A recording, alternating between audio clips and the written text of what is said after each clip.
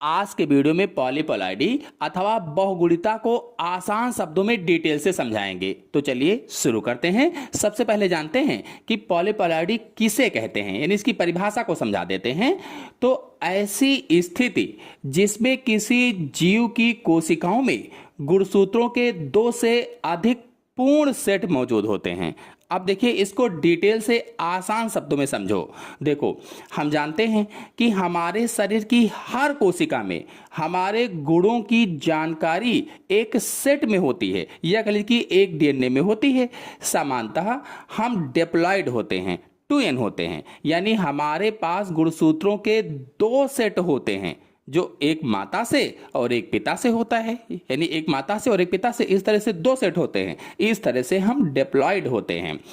अब पॉलीपॉलाइडी का मतलब है कि जब किसी जीव में गुणसूत्रों के दो से ज्यादा सेट हो जाएं, कोई भी जीव है उसमें गुणसूत्रों के दो से ज्यादा सेट हो जाएं, इसे आप डबल से ज्यादा कॉपी होना कह सकते हैं। डबल से ज्यादा कॉपी होना मतलब बहुगुणिता क्या है कि जब किसी जीव में गुणसूत्रों की संख्या सामान्य से अधिक, यानी 3, 4 या उससे अधिक हो जाती है, तो उसे ही पॉलीपॉलाइडी कहा जाता है, या उसे ही बहुगुणिता कहा जाता है। इमेजिन करें कि एक किताब की 2 कॉपियां हर बच्चे के पास हैं। इमेजिन करें, सोचें कि एक किताब की 2 कॉपियां हर बच्चे के पास हैं। अगर किसी के पास अचानक 4 कॉपियां आ जाएं, तो उसके पास जानकारी की ताकत बढ़ जाएगी। इसे ही पॉलीपॉलाइडी कहते हैं। चलिए अब जानते हैं बहुगुणिता अथवा पॉलीपॉलाइडी कैसे होती है। तो पॉलीपॉलाइडी अक्सर कोशिका विभाजन के दौरान होने वाली अनियमितताओं के कारण होती है। अनियमितताओं के कारण, जैसे पहला है अर्धसूत्रीय विभाजन। जब गुणसूत्र ठीक से अलग नहीं हो पाते तब ये हो जाता है। अर्धसूत्रीय विभाजन में या मियोसिस डिवीजन में जब गुणसूत्र ठीक से अलग नहीं हो पाते हैं तब ऐसी स्थिति बन जाती है। या फिर निषेचन की असामान्यता, जब एक अंडे को एक से अधिक शुक्राणु निषेचित कर देते हैं तो ऐसी स्थिति बन सकती है। और तीसरा है प्राकृतिक या कृत्रिम, यानी यह प्रकृति में अपने आप भी हो सकता है, या वैज्ञानिक इसे फसलों में सुधार के लिए कृत्रिम रूप से प्रेरित भी कर सकते हैं। और कृत्रिम रूप से प्रेरित करने में आपको बता दें, जैसे कोचिसिन रसायन का उपयोग करके करते हैं, कोचिसिन रसायन का उपयोग करके। चलिए अब जानते हैं बहुगुणिता का महत्व क्या है और इसका उपयोग क्या है। पहला है कृषि में भूमिका।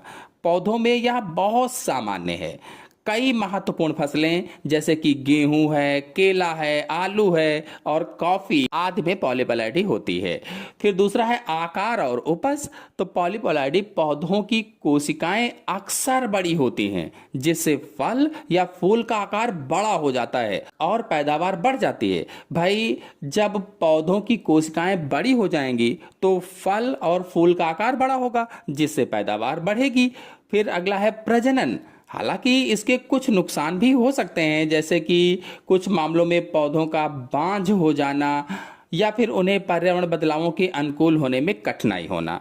चले जानते हैं बहुगुणिता के प्रकार क्या हैं, या पॉलीपॉलाइडी के प्रकार क्या हैं। तो यह 2 तरह से होता है। एक तो ऑटो पॉलीपॉलाइडी, जब एक प्रजाति के गुणसूत्र बार बार कॉपी होकर बढ़ जाएं। जब एक प्रजाति के गुणसूत्र बार बार कॉपी होकर के बढ़ जाते हैं तो उसे ही ऑटो पॉलीपॉलाइडी कहा जाता है, जैसे A+A+A+A, इस तरह से। और दूसरा है एलो पॉलीपॉलाइडी। तो जब 2 अलग अलग प्रजातियों के गुणसूत्र आपस में मिल जाएं और उनकी संख्या बढ़ जाए, जैसे A+A+B+B, तो यह हाइब्रिड पौधों में होता है। हाइब्रिड। चले जानते हैं बहुगुणिता का असर क्या होता है। तो पहला है बड़ा आकार। पौधों के फूल, फल और पत्तियां सामान्य से ज्यादा बड़ी होती हैं, यानी जिनमें पॉलीपॉलाइडी होता है उन पौधों के फूल हैं, फल हैं, पत्तियां हैं, सामान्य से अधिक बड़ी हो जाती हैं। और दूसरा है अधिक उपज। आपने देखा होगा कि स्ट्रॉबेरी कितनी बड़ी और रसीली होती है, वह पॉलीपॉलाइडी है, यानी पॉलीपॉलाइडी का उदाहरण होता है।